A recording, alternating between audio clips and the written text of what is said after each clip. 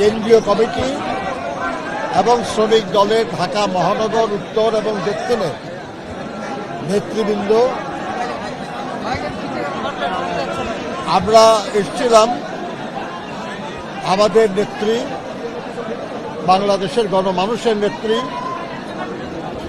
গণতন্ত্রের মাতা দেশনেত্রী বেগম খালেদা জিয়ার কবর জিয়ারত করার জন্য, তার স্মৃতির প্রতি শ্রদ্ধা জানানোর জন্য।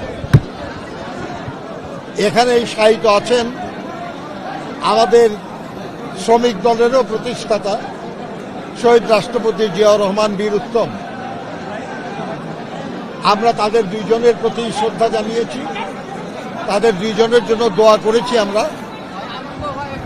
এবং আমরা এদেশের যারা শ্রমজীবী মানুষ, আপনারা যারা সংবাদকর্মী, আপনারাও শ্রমজীবী মানুষ, আমরা এই মানুষ দুজনকে খুবই শ্রদ্ধা করি। শুধু আমাদের দলের নেতা হিসাবে না, শহীদ রাষ্ট্রপতি জিয়াউর রহমান নিজেকে শ্রমিক বলে ঘোষণা করে আমাদের সবাইকে সম্মানিত করেছিলেন, মর্যাদা দিয়েছিলেন। আর এই শ্রমজীবী মানুষের জন্য তার অসংখ্য অবদান আছে।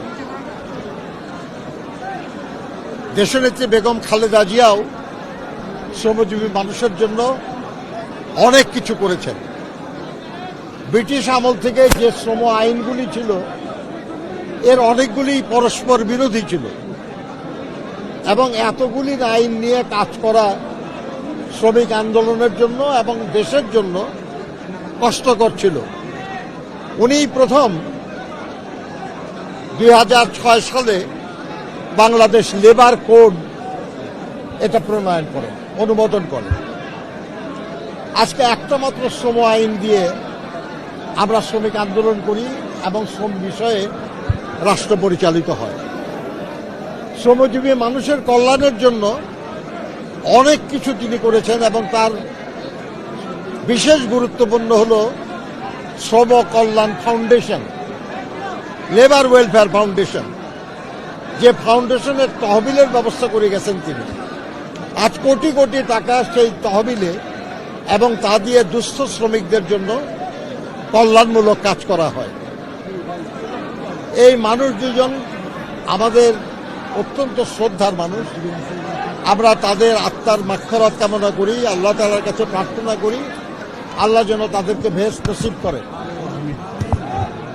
আর আমাদেরকে যেন শক্তি দেন আল্লাহ, যে তারা যে পথে যেভাবে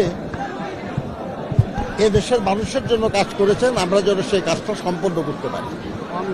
বন্ধুগণ, একটা দেশের উন্নয়ন, অগ্রগতি এটা নির্ভর করে সে দেশের শ্রমজীবী মানুষের কাজের মাধ্যমে, কাজের উপর। আমরা বলি উৎপাদনের রাজনীতি, উন্নয়নের রাজনীতি। উৎপাদন ছাড়া উন্নয়ন হয় না, আর উৎপাদনের মূল হাতিয়ার হল শ্রমজীবী মানুষ। সেটা কারখানায় উৎপাদন বলুন আর অন্য কোনো সার্ভিস বা পেশায় বলুন,